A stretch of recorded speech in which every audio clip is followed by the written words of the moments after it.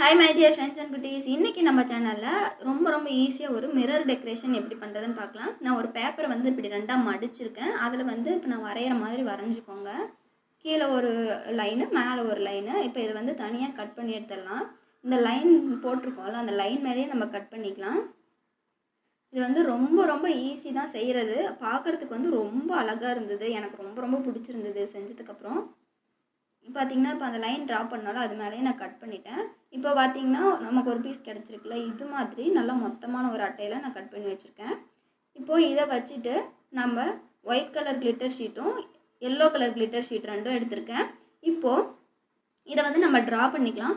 First white colour ஷீட்டில் வந்து மேலே அவுட்லைன் மட்டும் ட்ரா பண்ணிக்கிறேன்.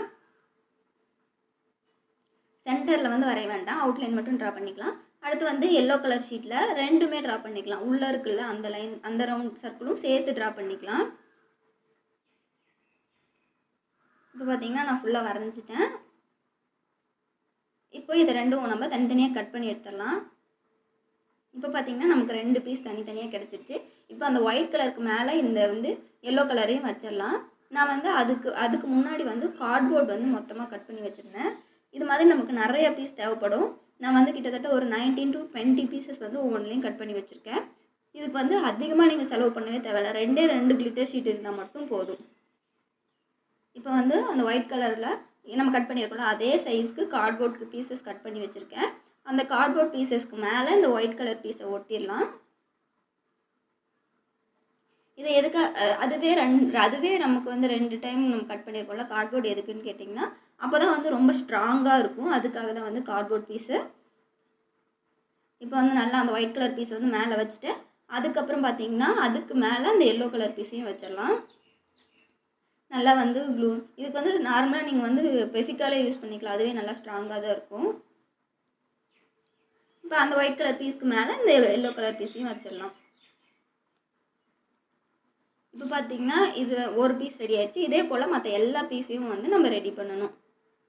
எனக்கு வந்து ஒயிட்டு அந்த கோல்டு கலர், அது silver and gold colour combination மாதிரி இருந்தது இது பார்க்குறதுக்கு. உங்களுக்கு வேறு கலர் பிடிச்சிருந்தாலும் நீங்கள் அந்த கலர் காம்பினேஷன் கூட எடுத்துக்கலாம். இப்போது நான் வந்து சர்க்கிள் மண் வரைஞ்சி வச்சுருக்கேன். அப்போ அதில் வந்து ஒவ்வொரு பீஸாக வந்து நான் இந்த மாதிரி சர்க்கிளில் ஒட்டிகிட்டே வரேன். நடுவில் வந்து நம்ம மிரர் வைக்க போகிறோம். மிரர் வந்து எவ்வளோ சைஸுக்கு இருக்குது அப்படிங்கிறத ஃபஸ்ட்டு மெஷர் பண்ணி ரவுண்ட் பண்ணி வச்சுக்கோங்க. அதுக்கப்புறம் அந்த லைனுக்கு வெளியே வந்து நீங்கள் இதை வந்து ஒட்டிகிட்டே வரலாம்.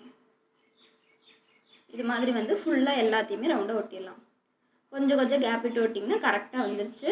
இப்போ அடுத்தது பார்த்திங்கன்னா நம்ம சென்டரில் மிரர் வச்சிடலாம்.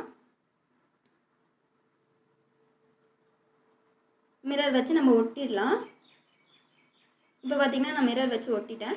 அதுக்கப்புறம் அந்த சைடில் கொஞ்சமாக குட்டியாக கார்ட்போர்ட் தெரியுதுல்ல, அதுக்கு வந்து நம்ம எல்லோ கலர் கட் பண்ணும்போது நமக்கு சென்டரில் ஒரு பீஸ் வந்து எக்ஸ்ட்ரா கிடைக்கும்ல, அதை வந்து நான் 2ஆக கட் பண்ணிவிட்டு அதை வந்து ஒவ்வொரு கார்ட்போர்ட் பீஸ் தெரிகிற இடத்துலையும் நான் வந்து ஃபுல்லாக வச்சுட்டேன். அப்போ வந்து பார்த்திங்கன்னா ஃபுல்லாகவே அது வந்து கவர் ஆகிடுச்சு.